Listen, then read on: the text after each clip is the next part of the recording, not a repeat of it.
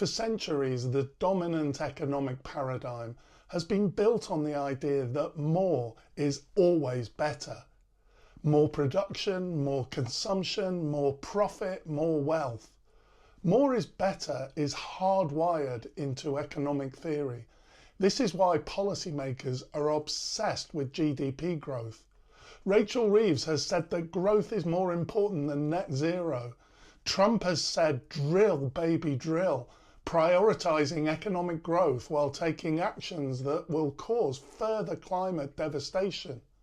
The politician's message is clear: more is better. No nuance, no qualification. But this endless pursuit of growth has left many people feeling exhausted, disillusioned, and spiritually empty. Instead of abundance, it's created overwork, economic inequality, and a collective sense that no matter how much we have, it's never enough. But what if we have it all wrong? What if true prosperity is not about having more, but about having enough? The idea is radical in the modern economy, but not at all in ancient spiritual traditions. Many religious and philosophical teachings emphasize the concept of sufficiency, living in harmony with our needs rather than being ruled by our desires. This applied before the climate crisis. Just in terms of how to be happy in life, endless growth just didn't work. However, the climate crisis has given us another reason.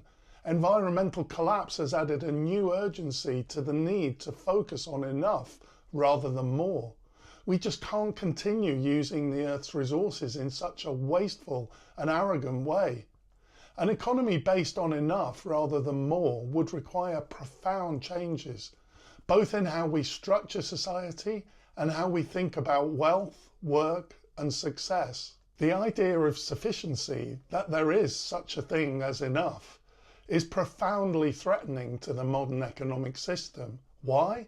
Because capitalism depends on dissatisfaction. Let me just emphasize that point. Our current economic system depends on you being dissatisfied. The system survives by convincing people that they are not enough as they are, that they don't have enough, and that they must constantly strive for more status, more possessions, more security. This creates an economy fueled by perpetual consumption, where people work longer hours to buy things they don't need in order to keep up with an ever-moving standard of success. In addiction recovery circles, people sometimes say that their drug of choice was more. Capitalism needs people to be addicted to more, addicted to growth. The biggest fear of corporations and financial elites is that people might realize that they already have enough. Because if people stop consuming endlessly, the system as it currently exists collapses. But sufficiency doesn't mean poverty or stagnation. It doesn't mean sacrifice. It means balance. And an economy built on balance rather than excess would be far healthier and happier for people and the planet. When individuals and societies embrace the idea of enough, of sufficiency, major changes follow. People work less and live more.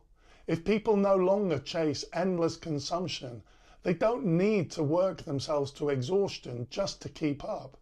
A sufficiency economy could mean three things. 1. Shorter work weeks, allowing people more time for rest, relationships and creativity. Life is incredible and it's important to have time to live. Our best energy gets used up by our employers. 2. Less pressure to compete, reducing stress and burnout. 3. More time for non-economic activities like creative pursuits, community and self-development. This is already happening in some places.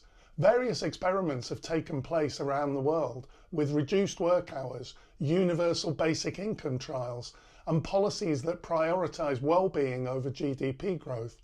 And the results? Happier, healthier societies. I think that this is desirable even if it means lower productivity and profits. However, the evidence of some of these experiments seems to be that it doesn't even affect productivity. In fact, it might increase it. People are enslaved by their jobs. It's not surprising that the evidence shows that there are benefits to people working less. When we shift from more to enough, consumption becomes mindful, not addictive. When people step back from the cycle of endless consumption, they're better able to make choices based on true need rather than impulse or marketing manipulation. This leads to less waste. If people buy less, companies produce less unnecessary junk. It leads to a higher quality of products. Instead of disposable consumer goods, businesses would focus on durability, sustainability, and craftsmanship. It leads to a stronger connection to nature. Instead of treating the earth as a resource that can be infinitely exploited, people start to see themselves as stewards of the environment. When economic systems shift towards sustainability, there are massive benefits. An economy based on sufficiency wouldn't just be good for individuals, it's also necessary for ecological survival. If humanity continues to consume at its current pace, we will destroy the planet. A sufficiency-based system would focus on things like local circular economies that recycle and reuse rather than waste. It would focus on regenerative agriculture that restores ecosystems instead of depleting them. It would focus on measuring success by well-being, not just financial growth. 3 practical steps that can be taken towards an economy of enough. The first step is to redefine wealth. Today, wealth is measured by the accumulation of money, but what if wealth was measured by the quality of relationships rather than bank account size, the time spent on meaningful activities rather than hours worked, the health of the environment rather than corporate profits? This shift in perspective is already happening in small ways, through movements like degrowth economics, minimalism, community wealth building, localism, the foundation economy, but it needs to go further. The second step is to end the obsession with GDP. Most governments still believe that economic growth is the primary measure of success, but GDP is a terrible indicator. It counts weapons production and pollution cleanup as economic positives, but ignores really critical factors such as well-being, mental health, and environmental destruction. Alternative approaches to the GDP growth model include the well-being economy, which focuses on life satisfaction, education, and health rather than endless financial expansion. Ecological economics, which aims to balance human needs with ecological limits. And cooperative business models which prioritise community and worker well-being over shareholder profits. The third step is to provide economic security for all. One of the biggest reasons people keep chasing more is insecurity. They fear losing their job, their home, their possessions. An economy of sufficiency would guarantee a universal basic income or guaranteed social protections. It would guarantee housing as a right, not just a market commodity. We could also add here a guarantee of fair wages that allow people to live well without excessive hours. If people felt secure, they wouldn't need to chase wealth out of fear. Sufficiency isn't just an economic idea, it's a spiritual transformation. I gave 3 practical steps towards an economy of enough. There is a 4th practical step I can propose. And although I'm talking here about spirituality, I'm talking about it in a practical way, not religion, not esoteric fantasies. Here is a fundamental truth. The moment a person realises that they already have enough, they're free. Free from comparison, free from consumer addiction, free to live a life of purpose rather than endless accumulation. Buddhism teaches this through simplicity and non-attachment. Christianity warns against the worship of money. Indigenous traditions emphasise balance with nature rather than conquest. Our forefathers, many years ago, were trying to tell us something here. This may seem like a very obvious thing to say, but there are great personal benefits to freedom. Spiritual freedom requires trust. At the heart of the never-ending growth economy is fear. Fear of not having enough, fear of losing status, fear of falling behind. But sufficiency is built on trust. Trust that there's enough to go around if shared wisely. Trust that well-being is not dependent on material wealth. Trust that people can live in balance rather than excess. This shift is already happening.